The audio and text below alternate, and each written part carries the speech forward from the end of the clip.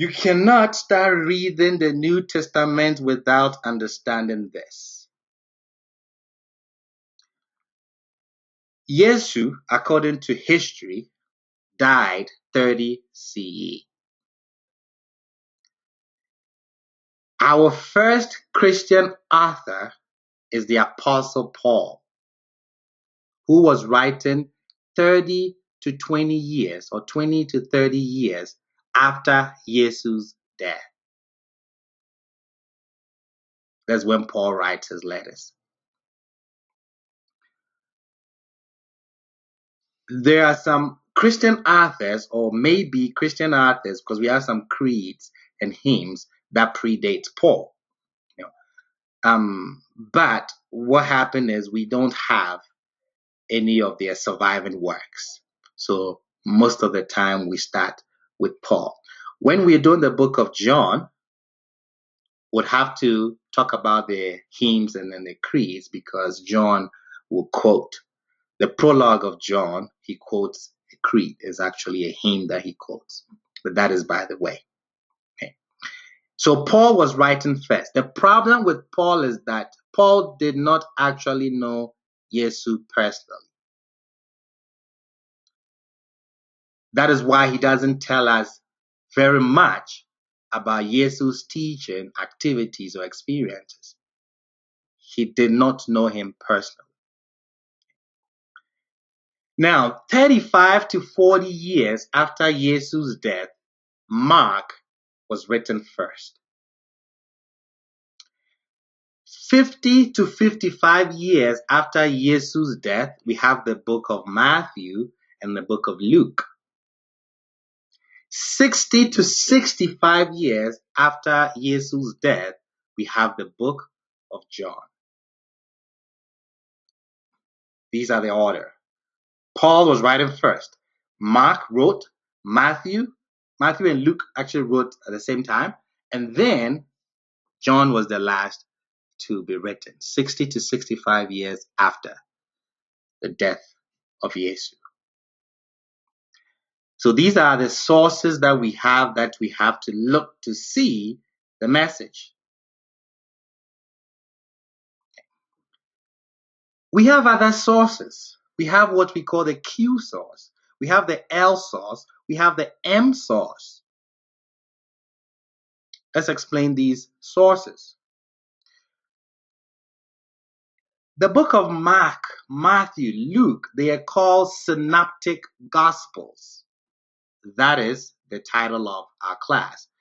A synopsis of the synoptic, meaning that my focus is going to be on Mark, Matthew, and Luke. You would understand why I haven't included John very soon.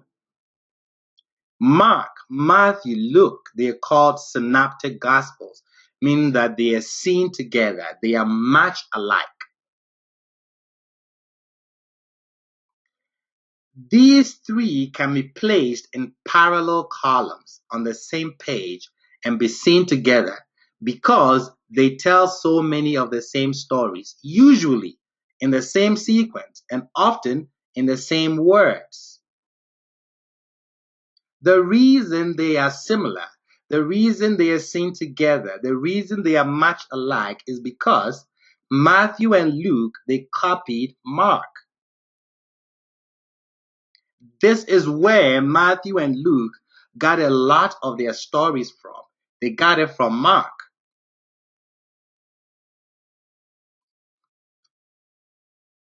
So now you understand why they're called synoptic. Because two authors copied from one. Matthew and Luke copied from Mark. Okay. We mentioned the Q source. Even though Matthew and Luke copied from Mark, Matthew and Luke share other passages that are not found in Mark. Most of these are the passages of the sayings of Yesu. Scholars call this the saying source. We call it Q. Q is the German word for source, sayings. When you say source in German, I don't know how to pronounce that. I won't attempt it, but it is Q. So this is where Q comes from. Q is the lost source that provided Matthew and Luke with much of their sayings not found in Mark.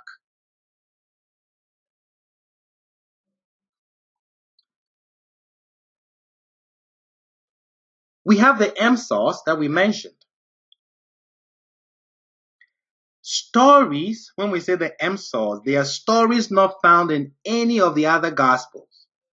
Matthew writes about them. He obviously got what he wrote from somewhere. So we call that the M source. The M source are things that you don't find in Mark, you don't find in Luke, you only find in Matthew. The L source is the same. There are some things that Luke narrates or writes about that you don't find in Mark, you don't find in Matthew, you don't find in Q. We call that L. So this is what we have. I've explained this. Paul is writing first. Mark writes after. Matthew writes after. No, Matthew and Luke write after Mark because they wrote around the same time. We have a Q source. The Q source are the saying source that you find in Matthew and Luke. You find it in both of them. You don't find it in Mark. We have an M source that is things that you only find in Mark and you don't find them in Luke or Mark.